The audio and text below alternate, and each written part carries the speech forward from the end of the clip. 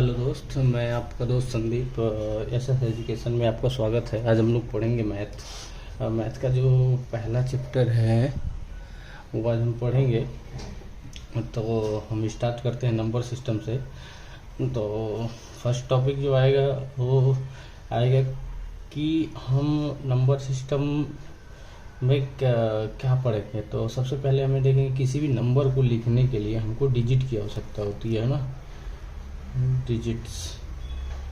और किसी भी नंबर को लिखने के लिए हमें कितना 0 से लेकर के 9 तक की डिजिट हम यूज करके कोई भी नंबर लिखते हैं। ठीक है, तो यह एक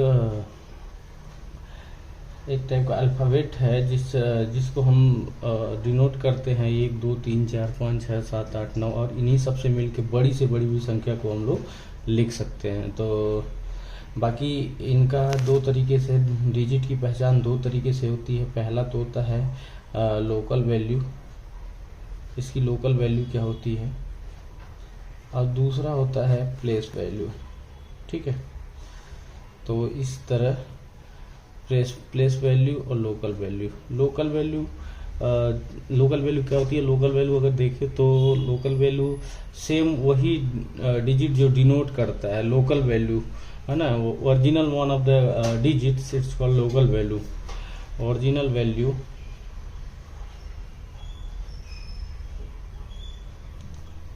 ऑफ डिजिट्स, ये क्या होगा?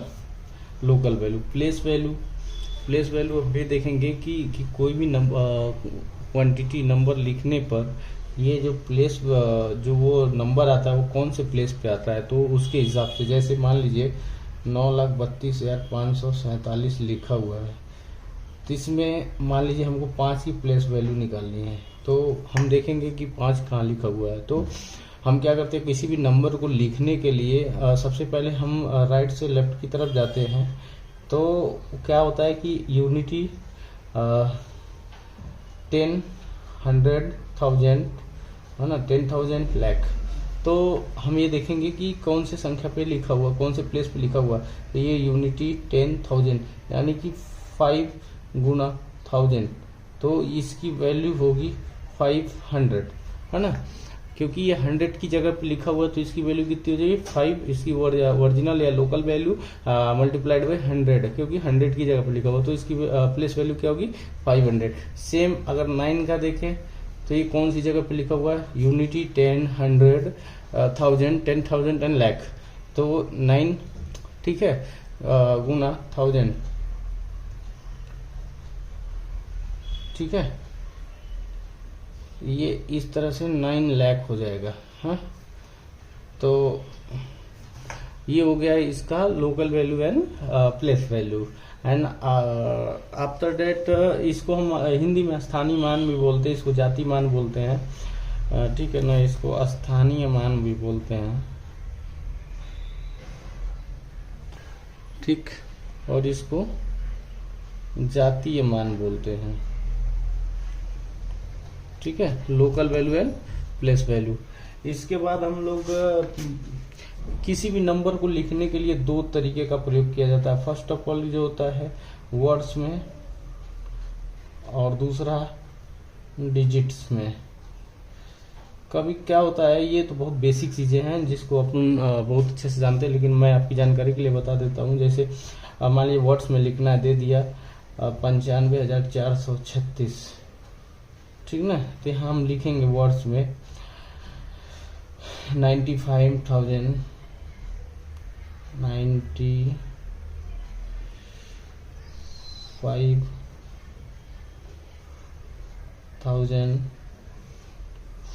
436।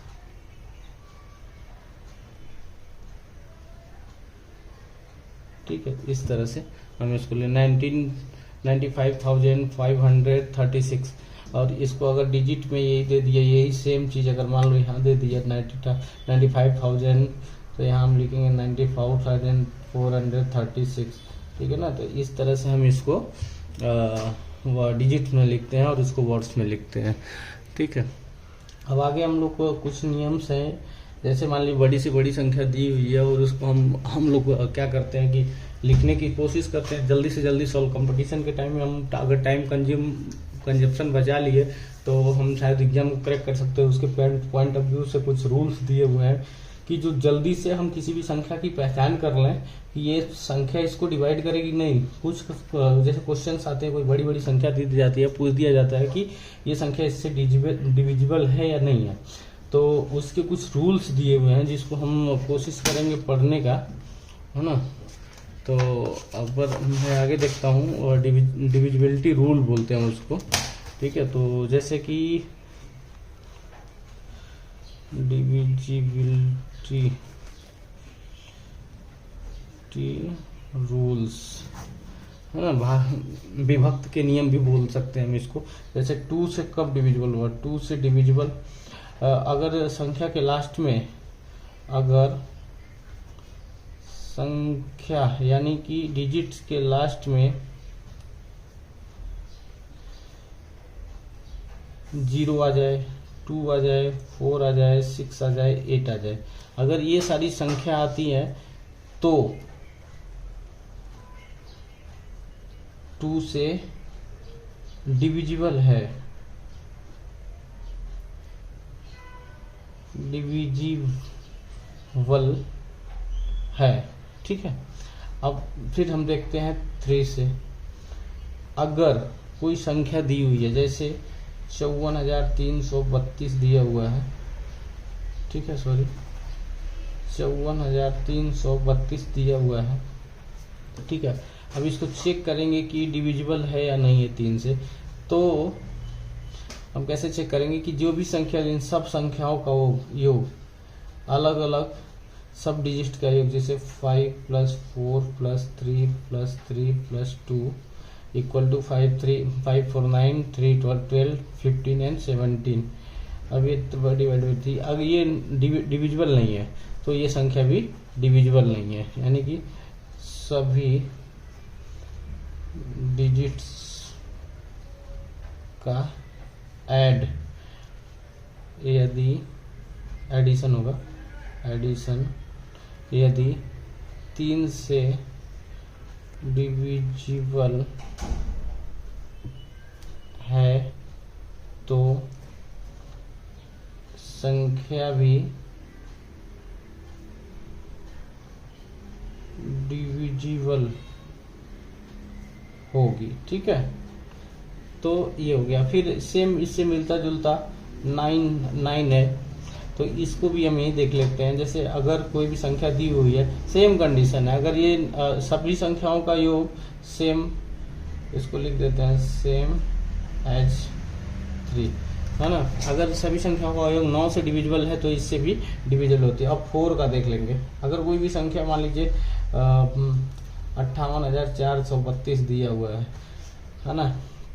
अब ये डिविजिबल है 4 से या नहीं है, 4 से डिविजिबल। यदि राइट साइड की दो संख्या 4 से डिविजिबल है तो यह पूरी संख्या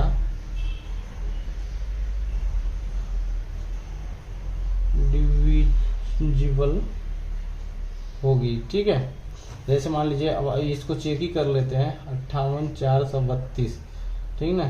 तो ये 32 को पहले हम चेक करेंगे 4 से, तो 8 बार डिवाइडेड हो जा रहा है, तो इसका मतलब ये भी डिवाइड होना चाहिए। तो 100 चेक ही कर लेता है ना, 58,432 डिवाइडेड बाई 4, तो 4 टाइम 6 टाइम 08 टाइम, है ना। तो रियल है। और फिर आगे हम देखते हैं 5 से डिविजिबिलिटी रूल। तो 5 से डिविजिबिलिटी रूल, यदि संख्या के लास्ट में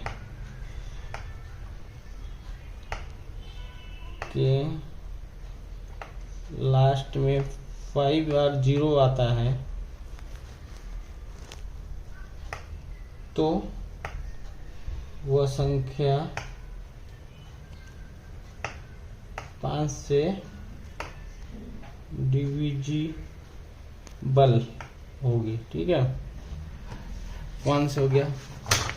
अब हम 6 की बात कर लेते हैं। 6 अगर वो संख्या 2 या 3 से डिविजिबल है, अगर वो संख्या 2 या 3 से डिविजिबल है, 2 या 3 से 2 या 3 से डिविजिबल है तो 6 से भी होगा। ठीक है, इस तरह से। अब हम 7 को देखते हैं, 7 को। मान लीजिए कोई संख्या दिया हुआ है ना, उस संख्या के लास्ट की इकाई अंक को, यूनिटी अंक को डबल करके बाकी की संख्या से माइनस कर दें। यदि यूनिट डिजिट्स को 2 गुना करके बाकी से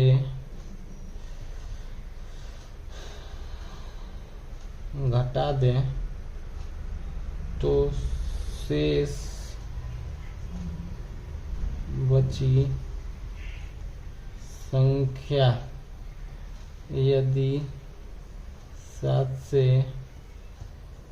डिविजिबल है तो सारी संख्या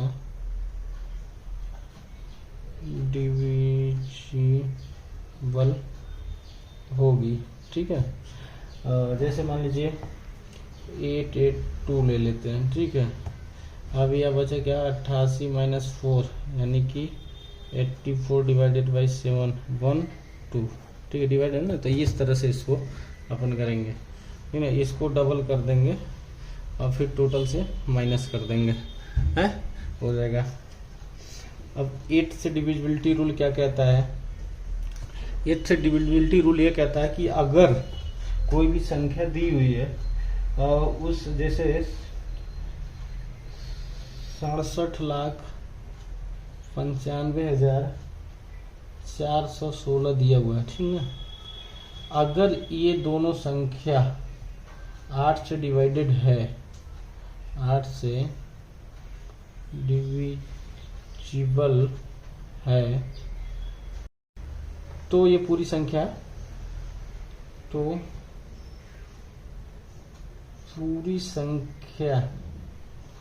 8 से डिविजिबल होगी। ठीक है, तो चेक कर लेते हैं। जैसे 16/8 2 टाइम डिविजिबल है, तो 67,95,416 डिवाइडेड बाई 8, तो वो चेक कर लेते हैं। 8 है 64 3 39, 8 चौके 32, 8 4 जा 32 है ना, 32 और ये 39 है, तो कितना बचेगा, 7 बचेगा ना। फिर 95 हो जाएगा, 75 सॉरी, फिर 8 9 जा 74 72। ठीक है, फिर 3 बचेगा, फिर 8 4 जा 32, फिर 2 बचेगा ना, फिर यहाँ फिर ये 2 बार जाएगा, फिर 7 टाइम जाएगा। ये डिविजिबल हो गया है ना, यानी कि ये भी डिविजिबल है। और 9 तो मैं आपको पहले बता चुका हूँ, है ना। अभी 11 को बताता होगा। 10 का तो आप जान ही जाएंगे कि 0 है लास्ट में, तो डिविजिबल हो जाएगा। 11 में क्या होता है कि जैसे मान लीजिए कोई यही संख्या समझ लीजिए 7679541 दिया हुआ है, तो इसके सम प्लेस पे और विषम प्लेस पे लिखा हुआ एडिशन, लिखे हुए संख्याओं का एडिशन को अगर माइनस कर दे, जैसे 1 हो गया, 3 हो गया, 5 हो गया और 7 हो गया, और ये 2 हो गया, 4 हो गया, और इसको, ठीक है ना, जैसे 6 + 9 + 4 + 6 और फिर 7 + 5 + 1। अगर जैसे 15 19 और 6 25 और ये 13, कितना बचा, 25 - 13 = 12 बचा ना। अभी 11 से नहीं डिवाइड हो, या तो 0 आना चाहिए, या तो 0 या तो 11 से डिविजिबल हो। ये इसका इम्पोर्टेंट है 11 का, ठीक ना। इस तरह से हम इसको देख सकते हैं कि 11 से डिविजिबल है या नहीं है ना। तो इस तरह ये कुछ संख्याएं थी जिसको हम अपन देख लिए। और अभी देखेंगे कि कुछ नंबर्स हैं, जैसे को प्राइम नंबर्स।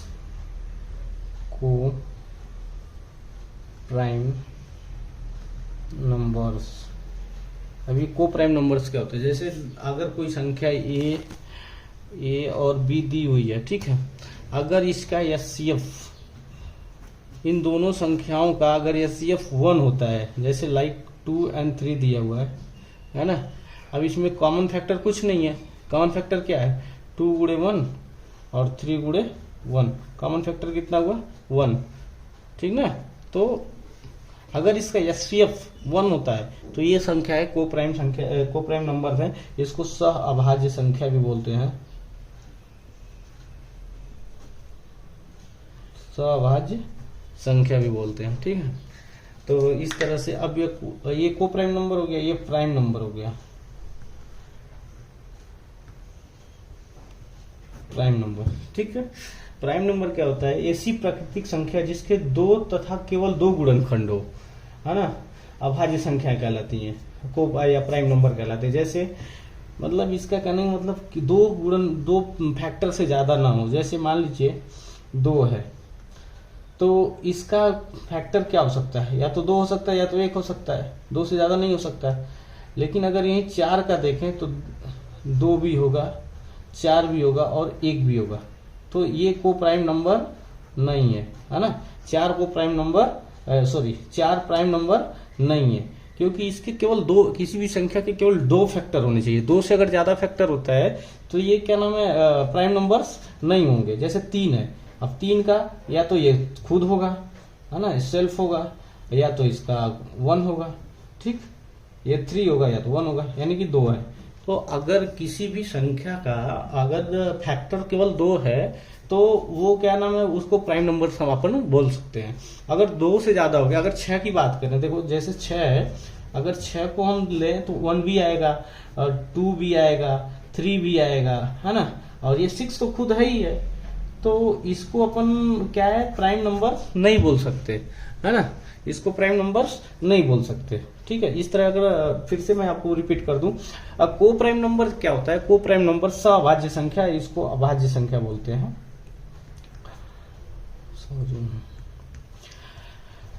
को प्राइम नंबर में क्या होता है ना कि अगर 2 संख्याएं दी हुई हैं, उनके बीच अगर कॉमन फैक्टर उनका एचसीएफ अगर 1 होता है, जैसे उसमें ऐसा कोई कॉमन संख्या नहीं होना चाहिए जिससे ये दोनों डिवाइड हो जाए 1 को छोड़ करके, तो उसको हम को प्राइम नंबर या सअभाज्य संख्या बोलते हैं। अब प्राइम नंबर उसको बोलते हैं उसका 2 से ज्यादा फैक्टर नहीं होना चाहिए, किसी भी संख्या का 2 से ज्यादा फैक्टर नहीं होना चाहिए। जैसे ये को प्राइम नंबर नहीं है 6, क्योंकि इसका 2 भी है, 3 भी है। इसमें क्या हो, अगर ये 6 होता, केवल अगर 6 और 1 होता, ये 2 और 3 अगर नहीं होते, ठीक है ना। जैसे 3 है, 7 है, ये भी इसके केवल ये तो 1 हो सकता है या तो 7 हो सकता है ना, केवल 2 फैक्टर हो सकते हैं। 8 भी नहीं होगा, है ना, 11 हो सकता है, 13 हो सकता है, 17 हो सकता है, 19 हो सकता है। ये सब क्या है, अभाज्य संख्याएं, प्राइम नंबर्स हैं, ठीक है।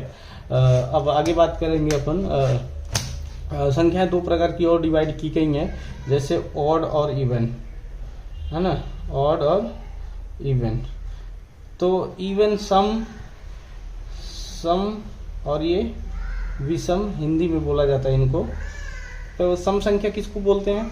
जो 2 से डिवाइड हो जाए, 2 से डिवाइड हो जाए, है ना। अविषम जो 2 से डिवाइड ना